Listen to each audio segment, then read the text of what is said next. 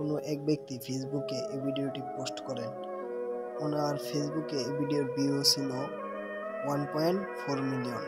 তাহলে বুঝতে পারছেন কত জনসংখ্যা ভিডিওটি দেখেছে। আসলে এটা একটা স্কুলের অনুষ্ঠান ছিল। ওখানে মনে হয় এখানে তারা একটা শুট ছিল, সেই শুটিংটা করছে, সবার সামনে উপস্থাপনা করছে।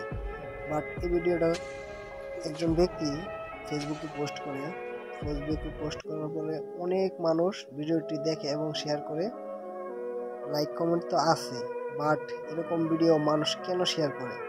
আমরা যে কোনো একটা নিউজ পাইলে এই নিউজটা সবার কাছে সঠিক তথ্য হিসাবে দেখানোর জন্য ব্যবহার করে থাকি। বাট এরকম আমার জানা মতে ফেসবুকে যে কোনো তথ্য আপনারা শেয়ার করবেন সঠিক এবং বিবেচনা করে, কারণ আপনার ফেসবুকে ভিউ আসবে সে চিন্তা করে ভুল তথ্য দেবেন না। দয়া করে সবার কাছে এই কথাটা আমার অনুরোধ রইল, ভিডিওটি যেই দেখেন না কেন সঠিক তথ্য দিবেন। তো এই ভিডিওটা সম্পূর্ণই ফেক ছিল।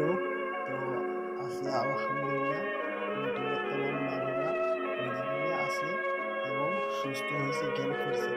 যাচাই বাছাই করে তথ্য দিয়ে থাকি আমরা। এই তথ্যটি সম্পূর্ণ ভুল ছিল।